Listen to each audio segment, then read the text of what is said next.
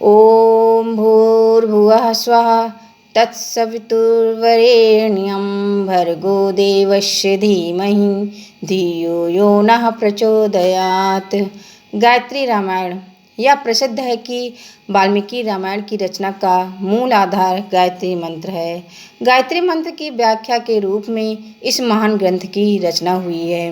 वाल्मीकि रामायण में 24,000 श्लोक हैं। एक एक अक्षर की व्याख्या स्वरूप एक एक हजार श्लोक की रचे गए हैं, अथवा यूँ कहा जा सकता है कि एक एक हजार श्लोकों के ऊपर गायत्री के एक एक अक्षर का संपुट दिया गया है। आजकल वाल्मीकि रामायण के जो संस्करण मिलते हैं उनमें श्लोकों की संख्या समान नहीं है और उनमें काफ़ी अंतर पाया जाता है।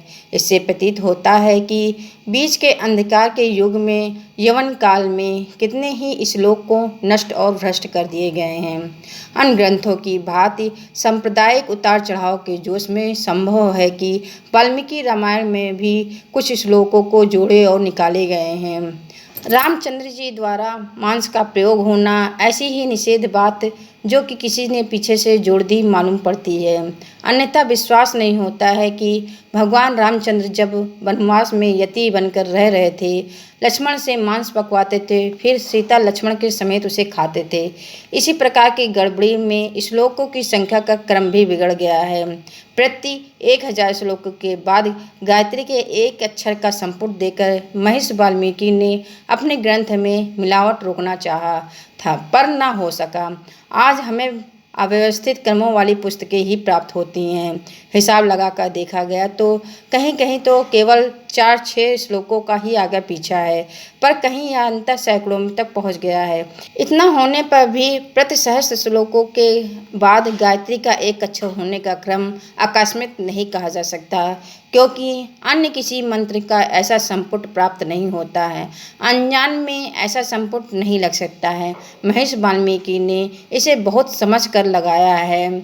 इसे गायत्री संपुट के न जाने कितने रहस्य और कारण छुपे होंगे, उन सबका जानना तो आज कठिन है, परंतु उन संपुट वाले श्लोकों पर दृष्टिपात किया जाए तो वे बड़े महत्वपूर्ण प्रतीत होते हैं।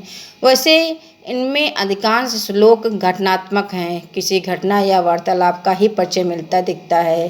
तो भी गंभीर दृष्टि डाली जाए तो प्रतीत होता है कि उसमें संकेत रूप से एक बड़ी महत्वपूर्ण शिक्षा भरी हुई है, जिस शिक्षा पर ठीक प्रकार से अमल किया जाए तो मनुष्य का जीवन असाधारण विशेषताओं से परिपूर्ण हो सकता है। इन 24 अक्षरों के आरंभ वाले 24 श्लोकों को गायत्री रामायण कहा जाता है। इन श्लोकों के गर्भ में संकेत रूप छिपे हुए हैं। मर्मों को समझकर उसे हृदयगम करने वाला मनुष्य संपूर्ण वाल्मीकि रामायण के लाभ को प्राप्त कर सकता है। आगे उन 24 अक्षरों के आरंभ वाले श्लोकों की विवेचना करते हैं। पहला श्लोक।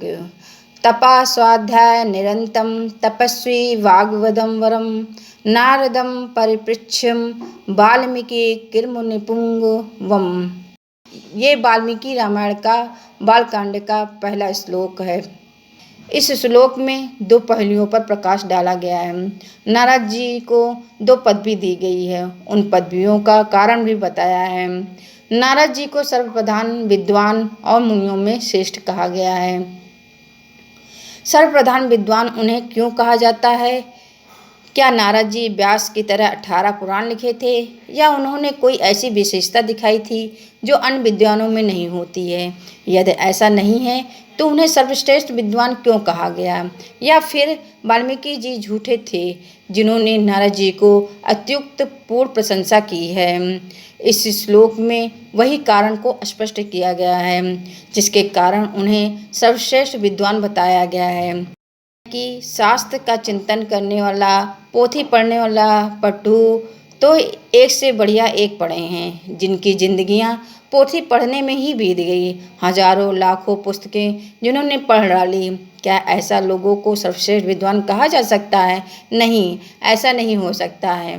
पोथी पढ़ने का व्यसन किसी की जानकारी को बढ़ा सकता है, पर उसे कोई आध्यात्मिक लाभ नहीं हो सकता है।